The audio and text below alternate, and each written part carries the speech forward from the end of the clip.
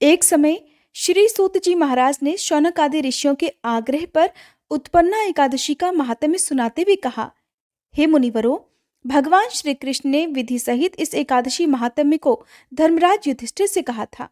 प्रभु में जिनकी श्रद्धा है, केवल वे ही इस व्रत को प्रेम पूर्वक करते हैं और इस महात्म्य को प्रेम और श्रद्धा पूर्वक सुनते हैं और इस लोक में अनेक सुखों को भोगकर अंत में बैकुंठ धाम को प्राप्त कर लेते हैं।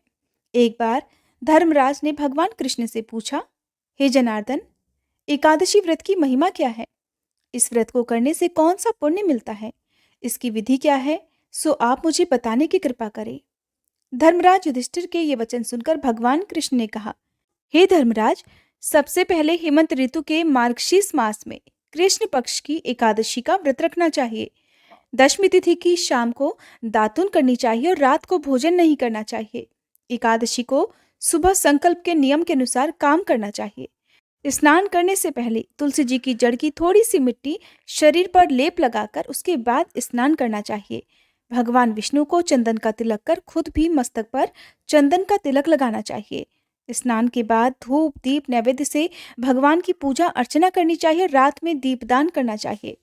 ये सभी नियम भक्तिपूर्वक पालन करने चाहिए।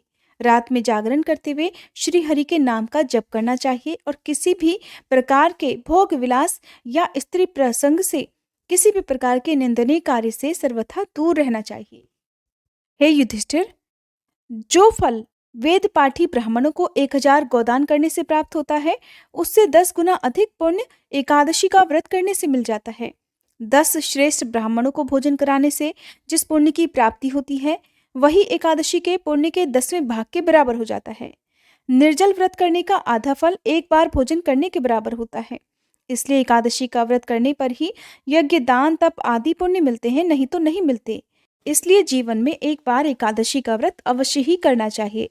इस एकादशी के व्रत में शंख से जल नहीं पीना चाहिए। मांसाहार और अन्य तामसिक भोजन का त्याग करना चाहिए। एकादशी व्रत का फल 1000 यज्ञों से भी ज्यादा माना गया है। भगवान श्री कृष्ण के वचन सुनकर धर्मराज ने कहा, हे प्रभु, आपने इस एकादशी व्रत के पुण्यों को अनेक तीर्थों के पुण्य से अधिक श्रेष्ठ और पवित्र क्यों बतलाया है? कृपा करके ये सब आप विस्तार पूर्वक कहिए। तब भगवान श्री कृष्ण ने कहा, हे धर्मराज, पौराणिक कथाओं के अनुसार सतयुग में मुर्द नाम का एक दैत्य उत्पन्न हुआ, जो कि बहुत बड़ा बलवान और भयानक था।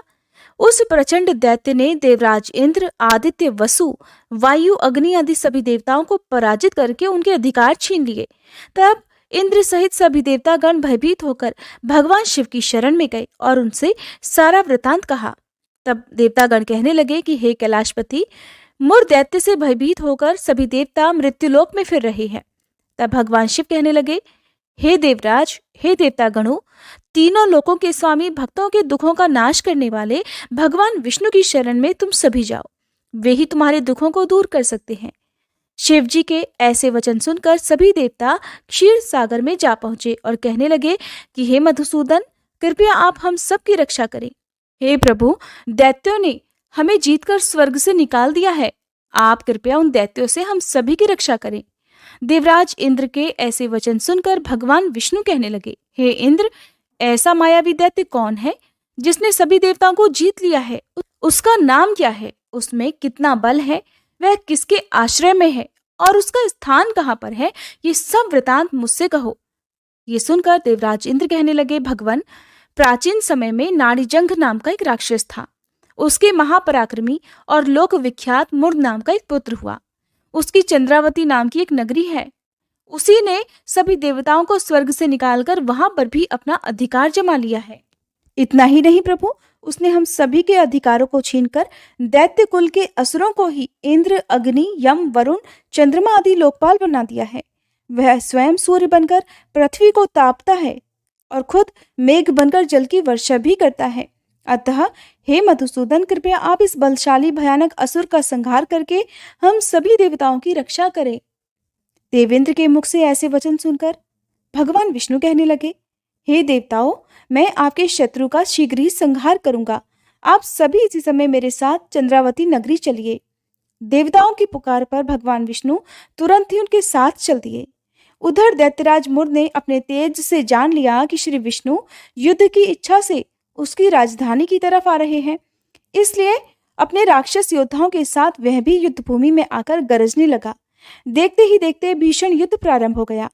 युद्ध प्रारंभ होने पर अनगिनत असुर अनेक अस्त्र शस्त्रों को धारण कर देवताओं से युद्ध करने लगे। किंतु देवता तो पहले ही डरे हुए थे, इसलिए वह अधिक देर तक राक्षसों का सामना नहीं कर सके और भाग खड़े हुए। तब भगवान विष्णु स्वयं युद्ध भूमि में आ गए। अब तो दैत्य पहले से भी ज्यादा जोश में भरकर भगवान विष्णु से युद्ध करने लगे। वे अपने भयानक अस्त्र शस्त्रों से उन पर भयंकर प्रहार करने लगे। दैत्यों के आक्रमण को श्री विष्णु अपने चक्र और गदा के प्रहार से नष्ट करने लगे। इस युद्ध में अनेक दैत्य सदा के लिए मृत्यु की गोद में समा गए। किंतु दैत्यराज मुर भगवान विष्णु के साथ लगातार युद्ध करता रहा। उसका तो जैसे अभी बाल भी बांका नहीं हुआ था। वह बिना डरे और बिना थके युद्ध कर रहा था। भगवान विष्णु मुर राक्षस को मारने के लिए जिन जिन शस्त्रों का प्रयोग करते, वे सब के सब उसके तेज से नष्ट होकर उस पर पुष्प के समान गिरने लगते। अनेक अस्त्र शस्त्रों का प्रयोग करने पर भी भगवान विष्णु उससे जीत नहीं सके। तब वे आपस में मल्ल युद्ध करने लगे। भगवान श्री हरि उस असुर से देवताओं की रक्षा हेतु सहस्त्र वर्ष तक युद्ध करते रहे, किंतु उस असुर से जीत नहीं पाए। अंत में भगवान विष्णु शांत होकर विश्राम करने की इच्छा से बद्रिकाश्रम स्थित 38 कोस लंबी एक द्वार वाली हेमवती नाम की गुफा में प्रवेश कर गए। हे धर्मराज, उस गुफा में प्रभु ने फिर शयन किया। भगवान विष्णु को ढूंढते ढूंढते, उनका पीछा करते करते मुर नामक दैत्य भी वहीं चला आया था। भगवान श्री हरि को सोता हुआ देखकर वह उन्हें मारने को तत्पर हो गया। वह सोच रहा था कि मैं आज अपने चिर शत्रु को मारकर हमेशा हमेशा के लिए निष्कंटक हो जाऊंगा, परंतु उसकी यह इच्छा पूर्ण नहीं हो सकी, क्योंकि उसी समय भगवान विष्णु की दिव्य देह से एक दिव्य वस्त्र धारण किए हुए अत्यंत मोहिनी कन्या प्रकट हुई। प्रकट होते ही वह कन्या राक्षस को ललकार कर उससे युद्ध करने लगी। उस कन्या को देखकर राक्षस को घोर आश्चर्य हुआ और वह ये सोचने लगा कि ऐसी दिव्य कन्या कहाँ से उत्पन्न हो गई। और फिर वह असुर उस कन्या से लगातार युद्ध करता रहा। कुछ समय बीतने पर उस कन्या ने क्रोध में आकर उस दैत्य के अस्त्र शस्त्रों के टुकड़े टुकड़े कर दिए, उसका रथ तोड़ डाला। अब तो उस दैत्य को बड़ा ही क्रोध आया और वह सारी मर्यादाएं भंग करके उस कन्या से मल्ल युद्ध करने लगा। उस तेजस्वी कन्या ने उसे धक्का मारकर मूर्छित कर दिया। उसकी मूर्छा टूटने से पहले ही उन्होंने उसका सिर काटकर धड़ से अलग कर दिया। सिर कटते ही वह असुर धरती पर गिरकर मृत्यु को प्राप्त हो गया। बाकी बचे हुए असुर अपने राजा का ऐसा दुखद अंत देखकर भयभीत होकर पाताल लोक में भाग गए। उधर भगवान विष्णु जब निद्रा से जागे, तब उस असुर को मरा हुआ देखकर उन्हें घोर आश्चर्य हुआ और वे सोचने लगे कि इस महाबली को किसने मार डाला। तब वह तेजस्वी कन्या श्री हरि से हाथ जोड़कर कहने लगी, हे प्रभु, हे जगदीश्वर, ये असुर आपको मारने को तत्पर था। तब मैंने आपके शरीर से उत्पन्न होकर इस असुर का वध कर डाला है। कन्या की बात सुनकर भगवान बोले, देवी, तुमने इस असुर को मारा है, इसलिए मैं तुम पर अत्यंत प्रसन्न हूँ। इसे मारकर तुमने तीनों लोकों के देवताओं के कष्टों को दूर कर दिया है, इसलिए आज तुम अपनी इच्छानुसार वरदान मांग लो। मैं तुम्हारी हर इच्छा को पूर्ण करूंगा। भगवान की बात सुनकर वह कन्या बोली, हे प्रभु, मुझे ये वरदान दीजिए कि जो भी मनुष्य या देव मेरा व्रत करे, मेरा ध्यान करे, उसके सभी पाप तुरंत ही नष्ट हो जाएं और अंत में उसे स्वर्गलोक की प्राप्ति हो जाए। मेरे व्रत का आधा फल व्रती को मिले और उसका आधा फल एक समय भोजन करने वाले को मिले। जो श्रद्धालु भक्त भक्तिपूर्वक मेरे इस व्रत को करे, वो निश्चय ही बैकुंठ लोक को प्राप्त कर ले। प्रभु, जो मनुष्य मेरे व्रत में दिन और रात्रि को केवल एक समय ही फलाहार करे, भोजन करे, वह धन धान्य से भरपूर रहे। कृपा करके हे प्रभु, मुझे ऐसा वरदान दीजिए। तब भगवान श्री हरि कहने लगे, हे कन्या, ऐसा ही होगा। मेरे और तुम्हारे भक्त एक ही होंगे और अंत में संसार में प्रसिद्धि को प्राप्त कर वे मेरे लोक को प्राप्त कर लेंगे। हे कल्याणी, क्योंकि तुम एकादशी को पैदा हुई हो, इसलिए तुम्हारा नाम भी एकादशी हुआ, और क्योंकि तुम मेरे अंश से उत्पन्न हुई हो, इसलिए संसार में तुम उत्पन्ना एकादशी के नाम से जानी जाओगी।